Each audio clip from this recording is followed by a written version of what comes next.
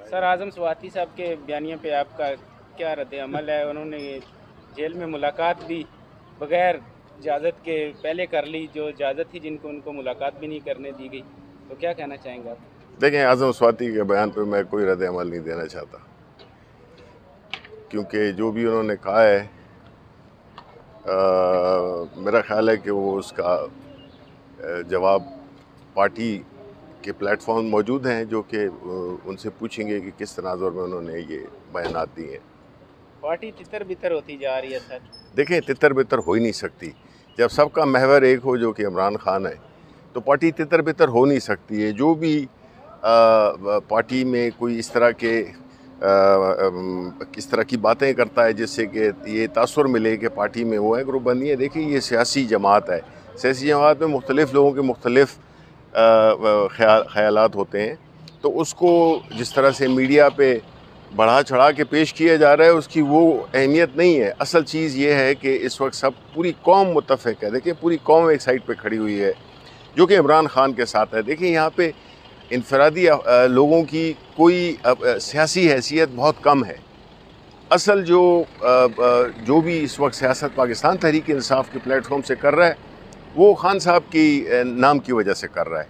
तो इसलिए किसी को ये गलतफ़हमी नहीं होनी चाहिए, सबसे पहले मुझे, कि जो सियासत में जो मकाम है वो पाकिस्तान तहरीक इंसाफ उसके लीडर के लिए हुए स्टैंड पे, बयानिए पे वो जो है ना वो कायम खड़ा है। जो भी उसको वो करता उसकी कोई हैसियत नहीं। और हमने देख लिए हैं बड़े बड़े जो कि समझे जाते थे, उनकी हमने देख ली, हैसियत भी देख ली, उनकी जो लोगों ने छतरौल की वो भी लोगों ने देख ली।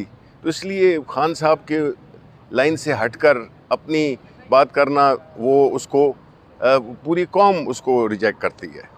खान साहब के साथ एस्टेब्लिशमेंट की कोई डील होती हुई नज़र आ रही है? देखें जी, मुझे तो इसका कोई इल्म नहीं है, क्योंकि ये बातें अखबार में फैलाई भी जाती हैं, कहलवाई भी जाती हैं, तो इसलिए मैं नहीं समझता। मैं ये ज़रूर समझता हूँ कि खान साहब ने एक मौक़िफ़ लिए हुआ है। उनको 600 से ज़्यादा दिन हो गए हैं जेल में।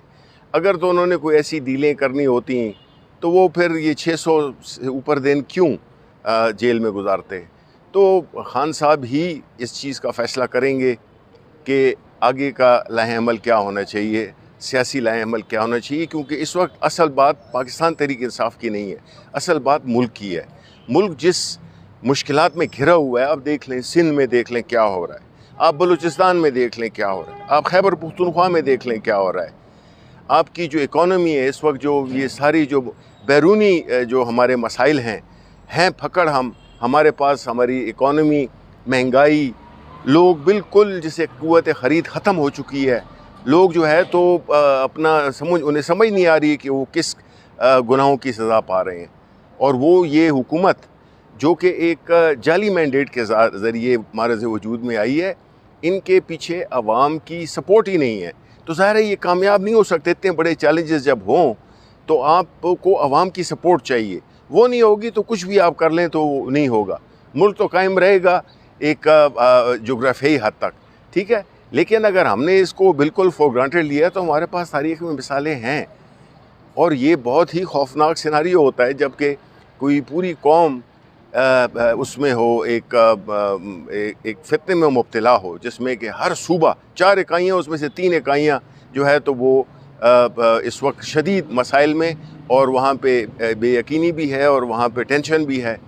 तो ये कैसे चलेगा? फिर इस तरह तो मुल्क नहीं चल सकता। और एक ऐसी इकॉनमी जो कि हमेशा कर्ज़ों पे चलाई गई हो, जिसको उसके अलावा कोई और तरीक़ा ही नहीं हो, तो फिर वो कैसे एक कर्ज़ख्वार मुल्क कैसे अपनी बैरूनी जो फॉरेन पॉलिसी है उसको भी किस तरह से वो बना सकता है, क्योंकि उसके पास चॉइसेस ही नहीं है। जो बंदा कर्ज़ा लेता है वो कंडीशंस नहीं डाल सकता। खान साहब को बाहर निकलवाने के लिए कोई बैनुल-अक़वामी प्रेशर भी हुकूमत के ऊपर है? देखिए, बात ये है कि इस वक्त दुनिया, तो आपको पता है कि सबसे पहली बात तो ये है कि हर मुल्क जो है ना अपने मुल्क की मफादात को देखते हुए अपनी हिकमत अमली तरतीब देता है। लेकिन हमारा मुल्क बदकिस्मती से एक ऐसा मुल्क है जो कि हम अपनी इंटरेस्ट, जो अपने हमारे मुल्क की मफादात हैं उसमें फ़ैसले नहीं करते, और सिर्फ़ अपने आप को इक़्तिदार में रखने के लिए और अपना वक्त गुजारने के लिए हम फ़ैसले करते हैं। अब जो बैरूनी वो है, अब हर एक को पता है कि पाकिस्तान में क्या हो रहा है। ख़ास तौर पे जो इंसानी हुकूक़ की जो पामाली हो रही है, जिस तरह से अदालतों को एग्जेक्टिव के नीचे कर दिया गया है, जिस तरह से पाकिस्तान में जो सिक्योरिटी सूरत हाल है, दहशतगर्दी है, ये सारी चीज़ें तो दुनिया को, तो जो हमसाये मुल्क होते हैं, जो दुनिया एक्सटेंडेड वो होती हैं, जिनके मफादात होते हैं, ज़ाहिर है उनकी इन्वेस्टमेंट्स अगर हुई हों तो ज़ाहिर है कि उनका तो वो कंसर्न तो होती है और वो इस सिलसिले में अपनी पूरी वो कोशिश करते हैं।